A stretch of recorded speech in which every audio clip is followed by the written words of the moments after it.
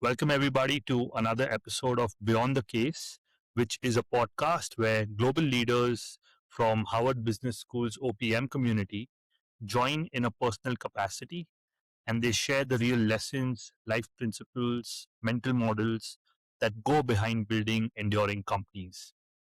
Today's guest is one of my favorite people from my OPM cohort. He clearly does not believe in taking the easy route in life. He's completed 24 Ironman races, which already raises the question about his pain tolerance. And somehow, in between all of the training, he has also built a construction company from a very tiny office. He had used borrowed furniture when he started and started with just one computer. And now he's made it a major regional player. He seems very comfortable doing things which most people would quit halfway. My guest today is Mohamed Mahlab. He's the CEO of Rowad Modern Engineering. Mohamed, how are you? Hi, Surain. Thank you so much for having me. And thank you for this very nice introduction.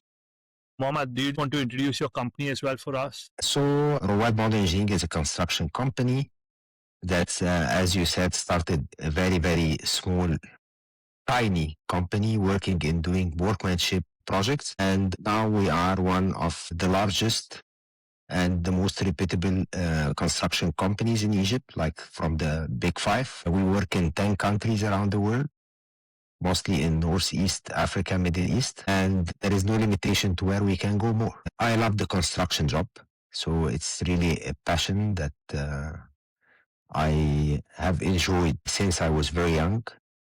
I enjoy more being on construction sites more than the office. Definitely, I'm doing now a CEO job, which is more diplomatic and more organization and more in the office.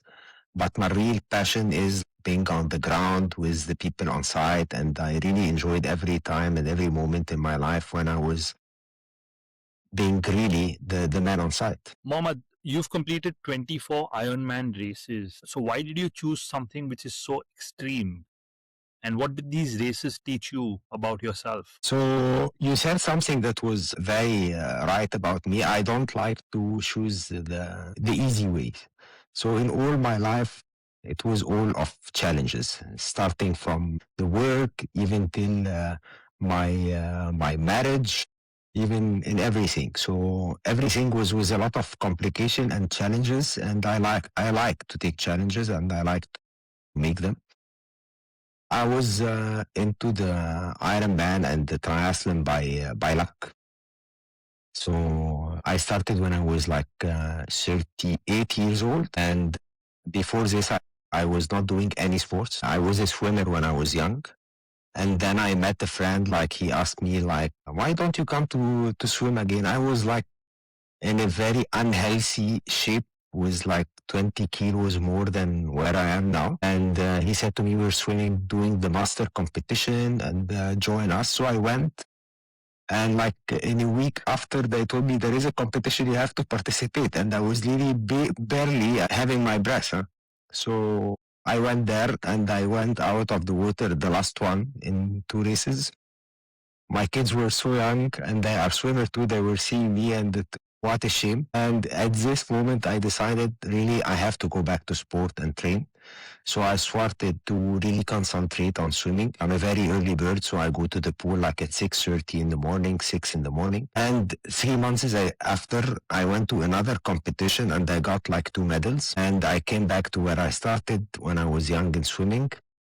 And then I knew about the triathlon and I started the journey with a very like short distance triathlons. And for me, doing an Ironman was something like, that's crazy. Yeah? That's unbelievable. I can never one day do it. And then, you read the bar. So you do like a sprint triathlon, then you did the Olympic triathlon, then what else? So the half Ironman, then the full Ironman. And then it became a lifestyle and a discipline that makes me alive. And that I learned a lot from this into everything in my life. So I competed for the first Ironman, full Ironman. The full Ironman is a 4 kilometer swim and 180 kilometer cycling, and then you run a full marathon of 42 kilometers. So non-stop of 12 hours and it training, very hard training in the middle of family and work that like there is nothing to do like training, working, and then it's all your life for 6 or 8 months to participate in such a race. But when I finished this race, my mind was in another place. So I knew that there is nothing impossible. I can do everything because this was a dream for me. And I knew that this is a completely self-made achievement because even if anything, you can have some help, you can have your colleagues around you, you can, even in school, in university, people can be like giving you a hand. But for this, you train and you compete alone, something impossible. So you are completely alone, but you know that anything you want to achieve, you can achieve, but you have to really work hard for it. So I did work hard, I did it. And then after this, it became like my style of life. I wake up very early, I train in the morning. I'm competing, by the way, next week. So I have a race of Ironman on Saturday. So, like my day today, I woke up at 5 a.m. I did the cycling, then I went to the gym, and then at 8:30 I was in my office. So this is my life, and this is what I enjoy. And this is what teach me how to be very organized and that I don't have time to waste. Was there ever a race which you felt like quitting?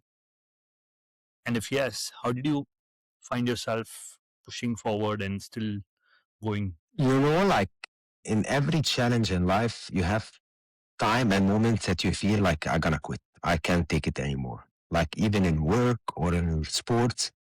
So when you talk about sport, yeah, definitely. Like before the full Ironman, I was like every day I was shaking because I knew that when I did this, I was with 5 friends and we were the first Egyptian group to do a full Ironman. So it was something very big. I was like, they speaking to me on the radio, everyone, and I was like, I can do it. And I was dreaming every day that I will not finish. But I was committed to push the other people in my team and my friends who train to me with me that it is doable. Like everything, there is a responsibility. For me, what was pushing me that I already took a commitment in front of everyone, my family, my friends, everyone. So I should push myself hard and harder to finish. So even in work, when you find sometimes like construction job is a very, very demanding and a very hectic job. And like it comes to me sometimes like I can't, I'm really tired.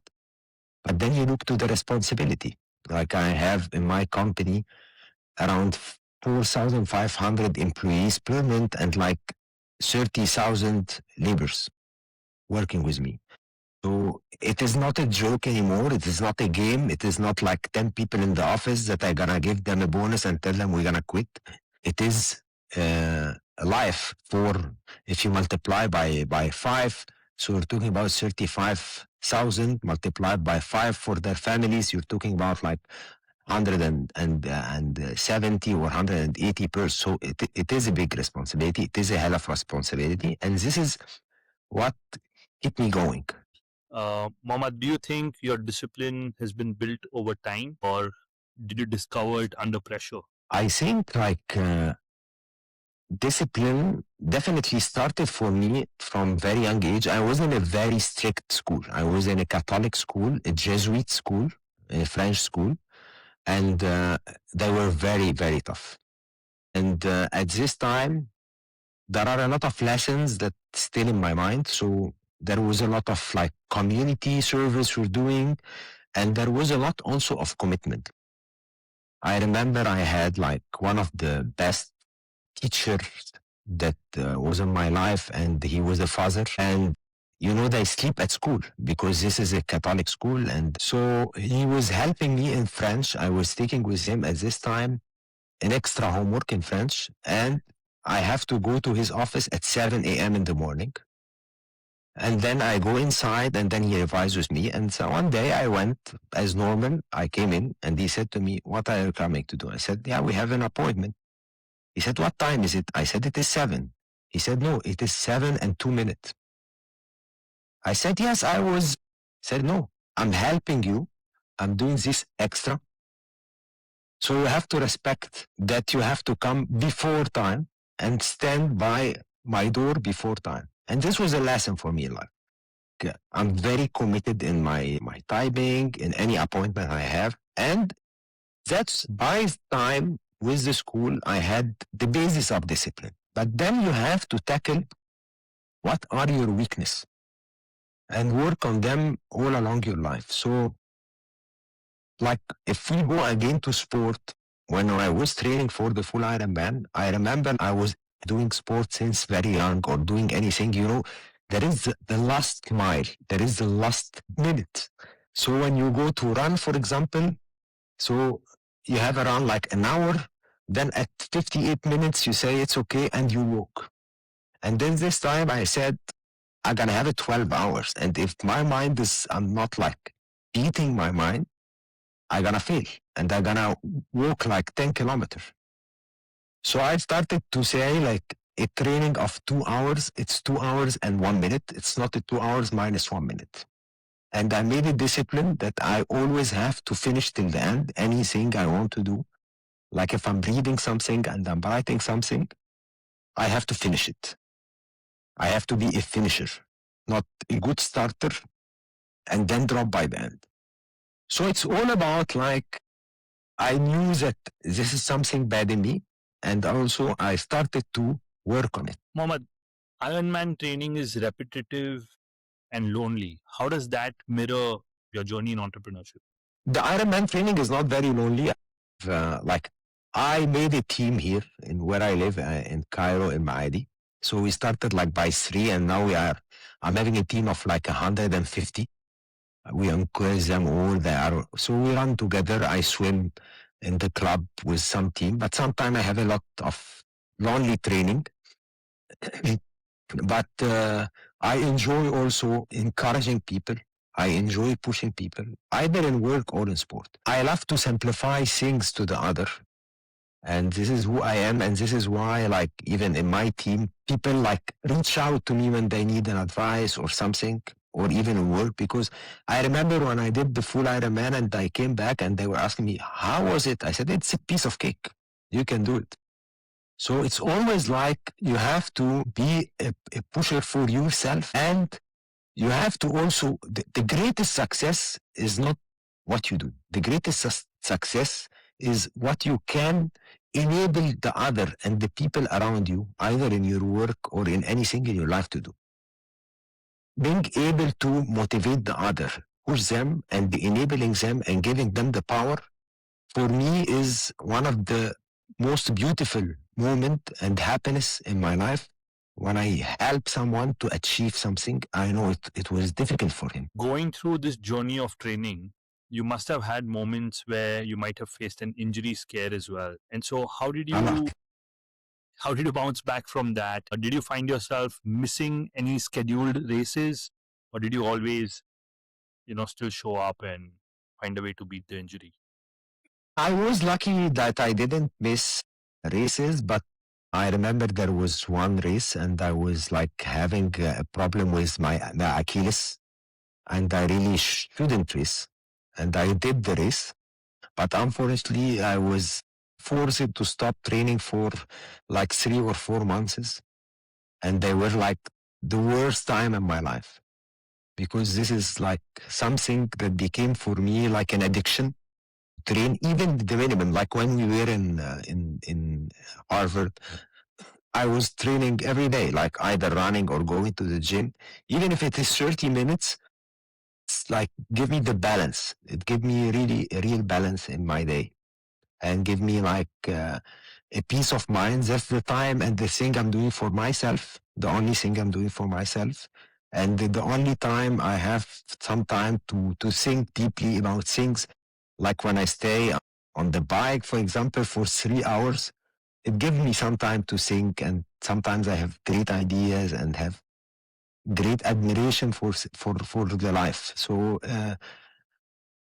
it's a good thing. It's a good thing. Sometimes people, like, when they see those achievements, like you did 24, they think I'm not working. But actually, like, I have never missed a day of work due to sports, and I have never ever went to my office late. Even if I don't have something, even if I don't have a meeting in the morning, I'm like one of the first people to be in the office. You started your company in a 100 square meter office and you borrowed furniture. But tell us the story behind that. How did you come up with the idea for this business? So And what were some of the challenges you faced? Okay, so as I told you, like, I have a lot of passion of this industry, and my father was a civil engineer too, and he was a great one. Like, he was one of the greatest civil engineer I have ever seen in my life. And when I finished my college, university, I started working in a very challenging project. It was a very big tunnel with a French company here in Egypt, and I was working like 12 hours a day, a week, and morning and week at night, and it was very challenging, but it was a beautiful moment. And at this time, I had a lot of financial obligations that I was thinking about, because uh, as I was telling you, I had a lot of challenges in my marriage, because my wife, she's a Christian, and this is something very difficult here in Egypt. So to take a decision to go into this marriage, you have to be alone. You will not have any family support. So I was always thinking that I have to be financially independent and able to do what I wanted to do, to marry the woman I love. So at this time I met one friend, and he told me, encourage me, like, why don't we start? So I decided, like, okay, let's tackle that. I was taking a very good salary at this time where I work. And I went to my father and told him I will start my own company. And I said, but it's a good idea. I'm gonna work. And he was like, are you crazy? You're taking a very good salary. You're working hard. And my father, he was always in his life an employee, and he reached the, the highest rank that he could reach for someone as an employee. But for me, I wanted to take this opportunity. By this time, I needed, like, equivalent to those days in Egypt. I needed like a $500, and I didn't have the money. So he didn't give me the money. So at this time, the mobile phones was very expensive. So I sold my mobile phone, and yes, and the line, everything. And I had some saving because I was working in summer when I was in university. And we started the company. And then we started to get a very small job. And I was working really day and night. And maybe after 3 or 6 months of this, my father told me, you're doing good. I thought you were doing a company to feel like I'm a manager. I'm not working. I'm very happy that you're working. And, like, I cannot tell you success is always like you're working hard, because there are people who work hard. I was very lucky and very blessed by God. Very, very blessed. And if there is anything that I can say where my company stand today, I think it's because, like, I had a lot of help and blessing from God.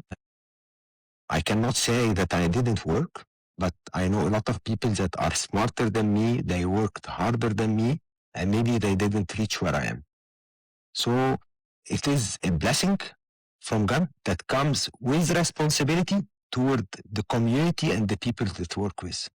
So I think when you have success, or you can claim you reach something, it's a responsibility that God did put in you toward the others and toward the people around you. But thank you for sharing that. Talk to us also about the environment in Egypt in 98 when you started the company.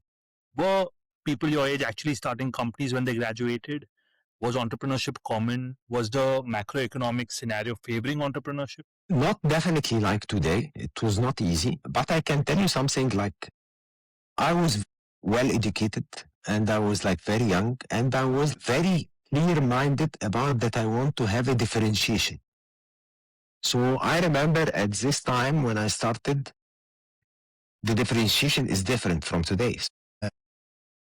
Abiding to safety rules and having labels, having helmets and putting the right gears was something, wow, this is a different company. Making a time schedule on the computer was like, it's extremely something that people didn't used to see it. So from the early beginning, I knew that in order to survive and to grow, you have to always be different and try to always go to the best and do the best and improve and be different from everyone other.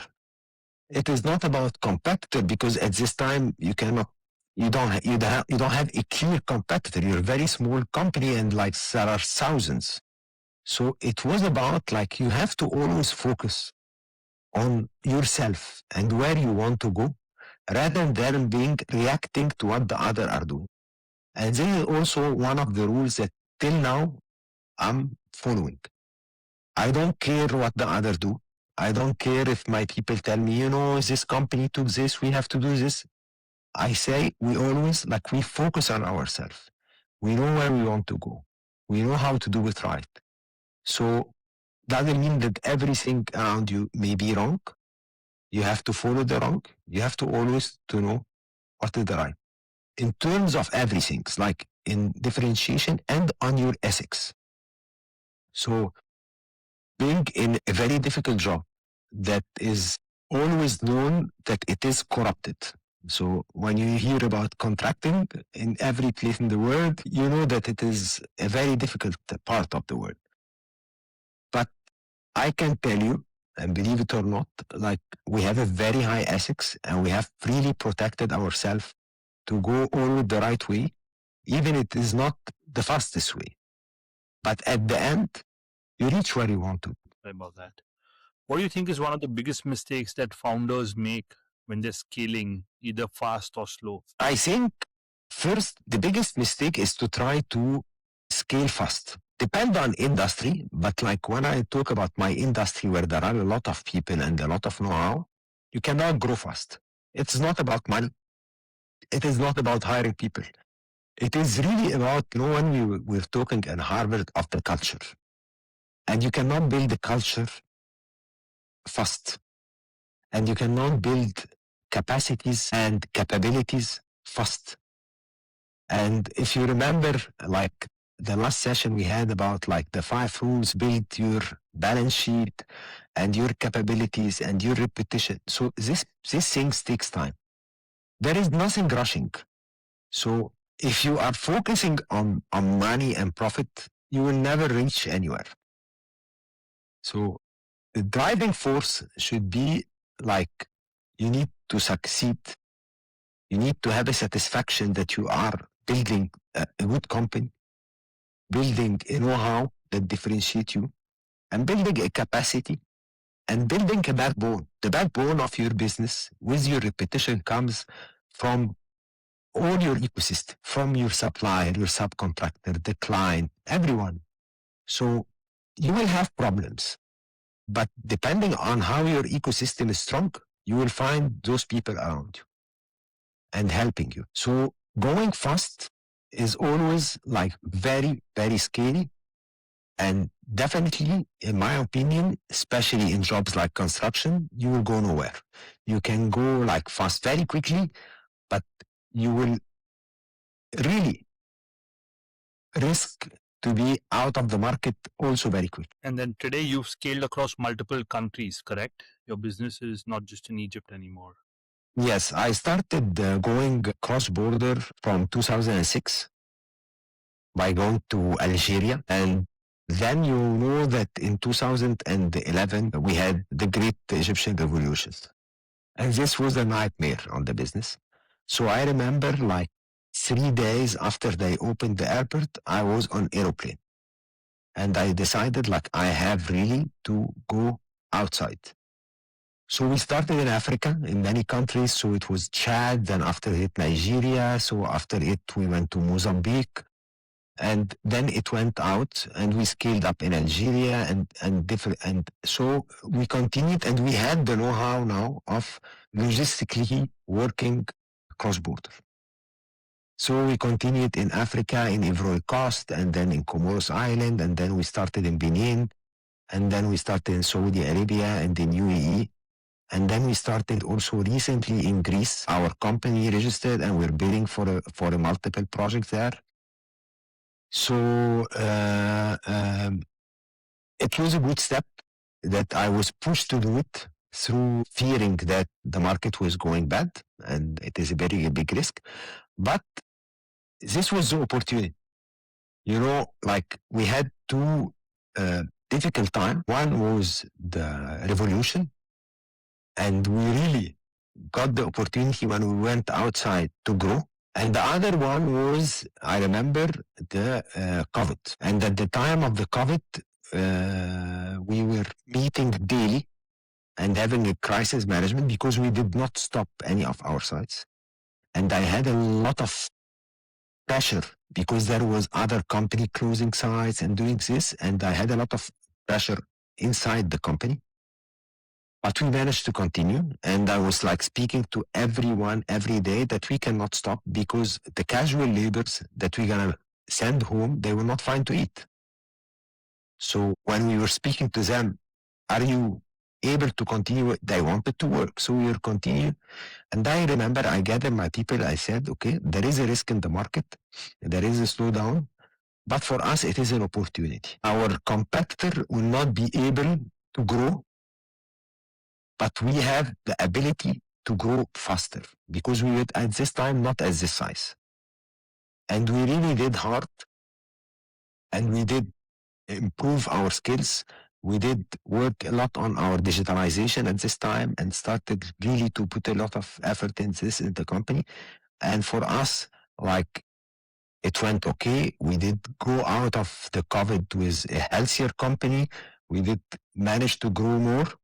So sometimes the difficult times are opportunity, but you have to stand.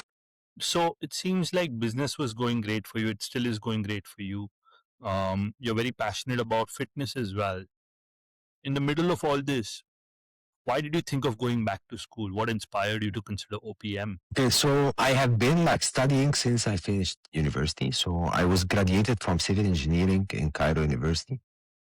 And then I went to the American University in Cairo. I did a diploma in project management and construction. And then I went to Japan. I had like 3 weeks of quality controls and things improvement for many years. And then when the company started to grow, I decided like every a period of time I have to study. So in 2015, I went to London Business School. I studied strategy. And then in 2020, just before COVID, I was in Harvard Business School again to study finance. And then I said, okay, every 5 years I have to go to do something. Before going to OPM, I was really searching to do another executive course like the finance. And then I found OPM and I said, that's a big challenge. And that really could make a difference. What encouraged me is that I was already there in HBS. So I knew like the environment, how you're going to like study hard, how you make a very good people around you. So it was a challenge. I'm very happy that I took this challenge. I came back like with a lot in my. Great. Can you talk about some of the learnings you had there? Any takeaway or any case or any professor that has really made an impression on you? So really, like most of them were great. Like definitely Daz and Deepak, and I don't want to miss any names. Like, but they were all great. But there was a lot of cases that was. Like the good thing about the cases is not what they want to teach you in the case. So with every case I was reading, there was a lot of things on those companies that was coming to my mind about how to organize things in my company. So I think like one of the greatest one was Toyota for me.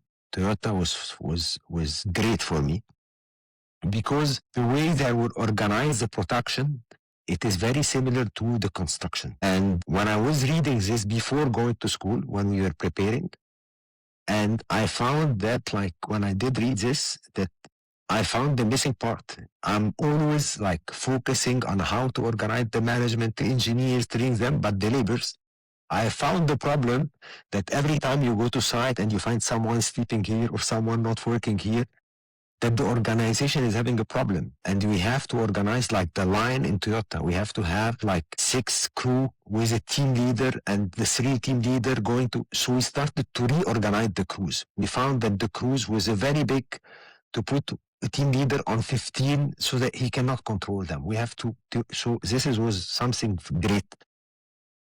I think friendly fire was something that I teach in the company because I teach like 4 or 5 cases to the people. Friendly fire was everyone in the company when they, yes, we're doing this exactly. It is applicable. So equitable for me was unbelievable because at this time before coming to school, I had been working for a year to do the 5 years business plan. And with a lot of changes in the strategy, the part of the execution and the implementation, when I read this and we had the people in class and then I had a lot of talks with them.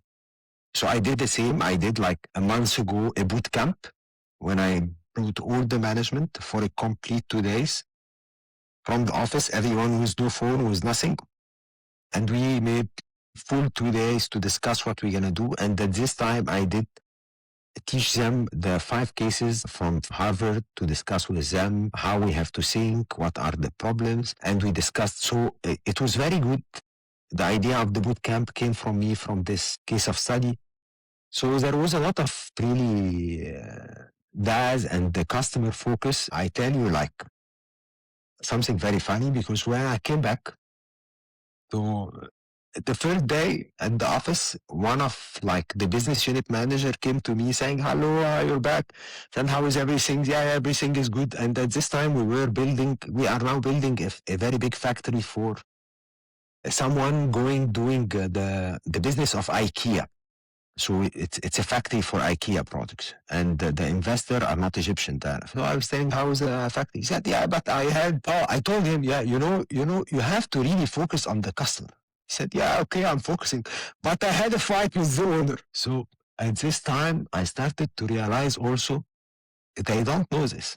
They are always like, thinking that, okay, yeah, the customer want, but we will really crush him. We will really have a fight with him. We will not.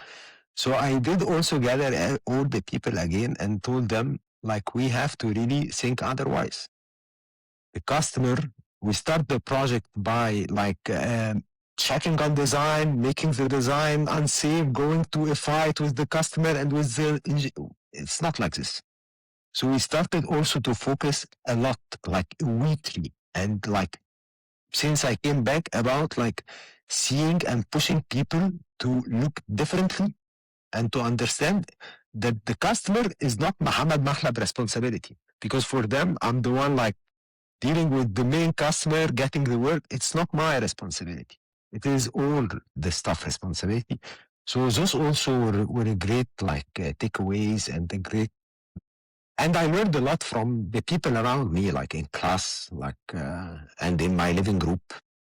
I had a great living group. Great living group. Yeah. A lot of wisdom in your living group.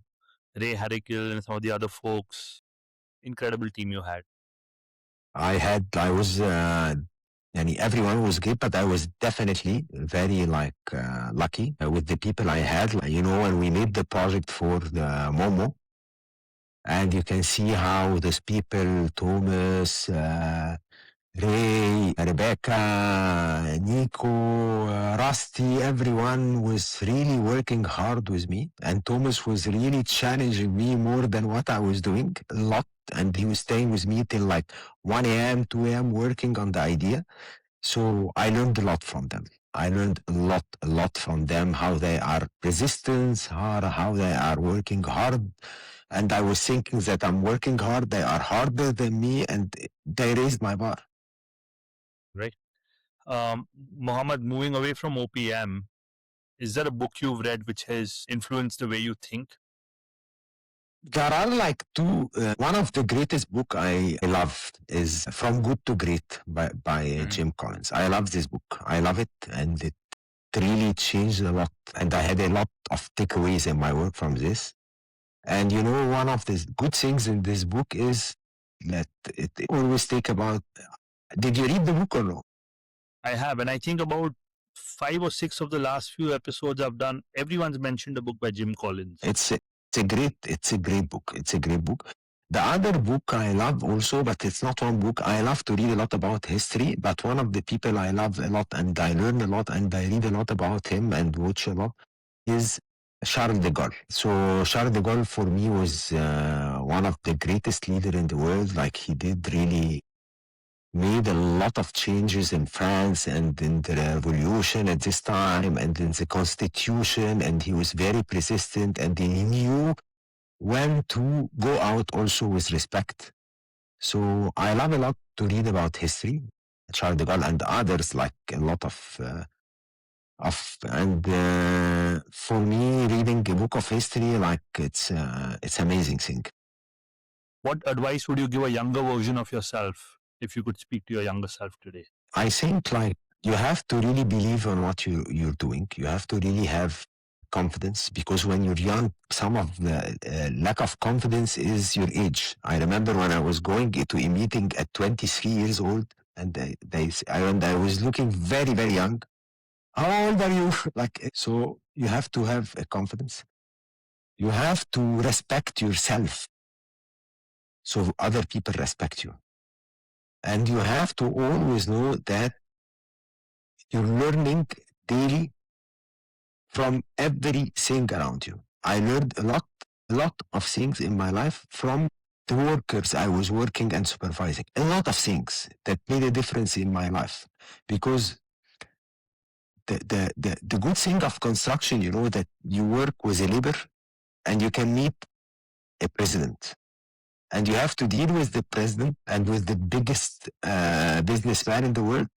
But you have to again go on site and really shake hand with this labor and talk to him with respect and learn from him and show him your love.